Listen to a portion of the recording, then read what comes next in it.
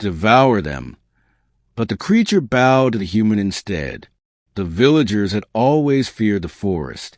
Dark and ancient, it loomed like a living thing beyond the misty hills, whispering stories no one wanted to hear. They said a monster lived deep within its heart, a beast of bone and shadow, born from curses and hunger. When animals went missing or strange lights flickered at night, they blamed it. When people disappeared, they mourned without searching. And every full moon, the elders left an offering at the forest's edge, a lamb, a barrel of salt, sometimes something worse. This month, they chose Elian. He was 17, the son of the village outcast.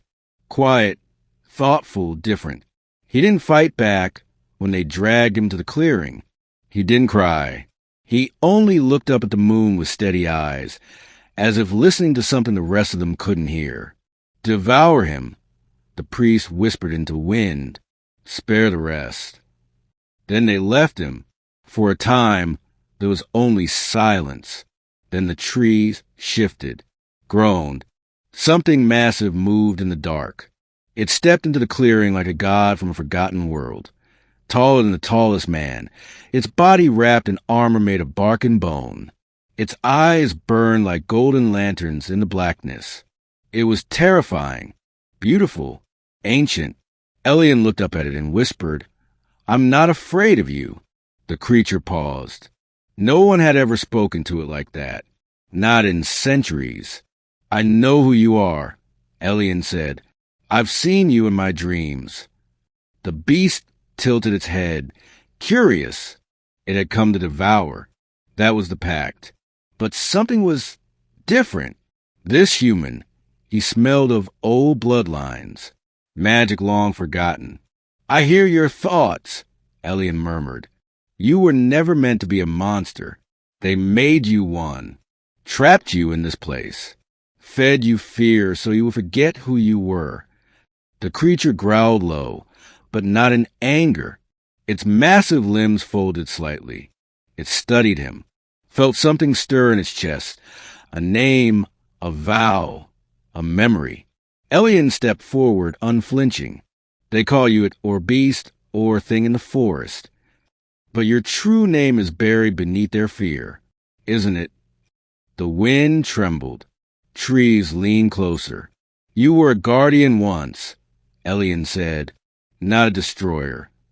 The creature lowered itself onto one knee, shaking the earth. The moonlight caught its face, revealing something almost human in its gaze. Exhausted, sorrowful, waiting. And then it bowed. To him, the trees gasped. A soft, ancient voice echoed from nowhere and everywhere, carried on the wind. "At last, the one who remembers."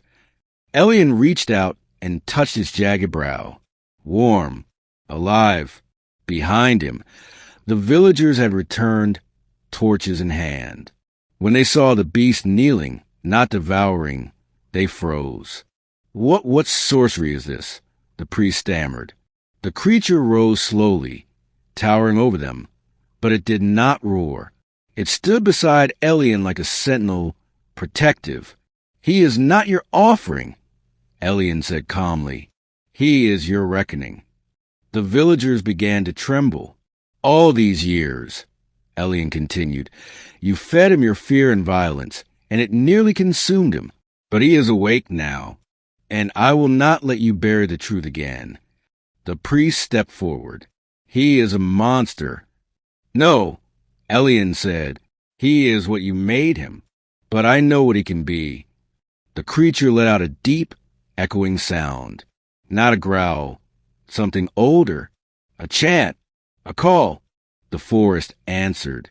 From the trees came movement. Beasts of light and shadow, guardians long thought extinct. The balance was shifting. The pact was breaking. And Elian stood at the center of it all. That night, no one else died. No one was devoured. And from then on, the forest did not frighten the brave, because the beast had bowed not to fear, but to truth, and a boy no one wanted had become the voice of a forgotten world.